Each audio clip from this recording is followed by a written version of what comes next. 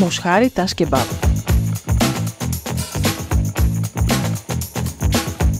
Ένα κιλό μοσχάρι κομμένο σε κύβους, ελιά, χτένι ή σπάλα, 3 μπαχάρια, 4 γαρίφαλα, 1 τρίτο από το κουταλάκι του τσαγιού κίμινο, μισό κουταλάκι του τσαγιού κανέλα, 2-3 φύλλα δάφνης, 1 σκυλίδα σκούρδο, 2 ξερά κρεμμύδια ψιλοκομμένα, 100 ml ελαιόλαδο, 100 ml κόκκινο ή ροζέ κρασί, 400 γραμμάρια ντομάτες τριμμένα στο τρίφτη, φρέσκες ή από κονσέρβα, 1 κουταλιά τη σούπα ζάχαρη, αλάτι, μισό κουταλάκι του τσαγιού πιπέρι.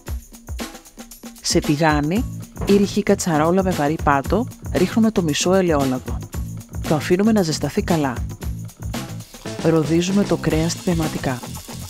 Αποφεύγουμε να βάλουμε όλο το κρέας μαζί, γιατί αυτό θα ρίξει απότομα τη θερμοκρασία στο τηγάνι και έτσι δεν θα ροδίσει καλά το κρέας.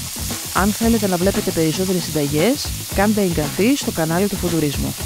Γράψτε μας στα σχόλια τις εντυπώσεις ή τις συμβουλές σας. Αφού ροδίσουμε όλο το κρέας, το βγάζουμε και το φυλάμε σε ένα πιάτο δίπλα μας.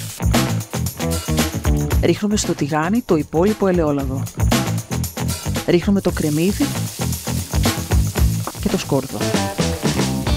Ανακατεύουμε για 2 λεπτά μέχρι τα υλικά να σοταριστούν ελαφρά. Βάζουμε το κρέας ξανά στο σκεύος μαζί με ό,τι ζουμί υπάρχει.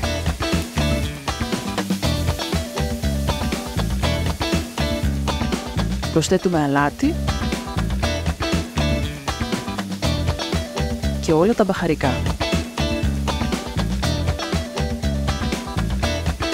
Προσθέτουμε και τη δάφνη.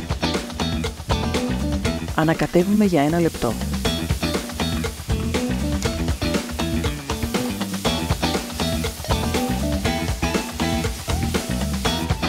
Σβήνουμε το κρασί.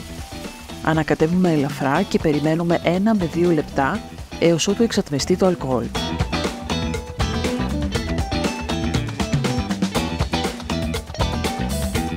Αδειάζουμε στο σκεύος την ντομάτα. Προσθέτουμε τη ζάχαρη. Ανακατεύουμε ξανά και χαμηλώνουμε τη φωτιά. Αφήνουμε το φαγητό να μαγειρευτεί για 1,5 ώρα περίπου ή μέχρι το κρέας να γίνει τρυφερό. Σερβίρουμε το τας κεμπάπ με πιλάφι ή με όποιο άλλο συνοδευτικό θέλουμε.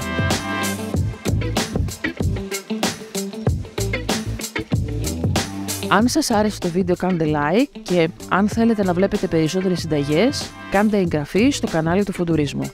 Γράψτε μας στα σχόλια τις εντυπώσεις ή τις συμβουλές σας.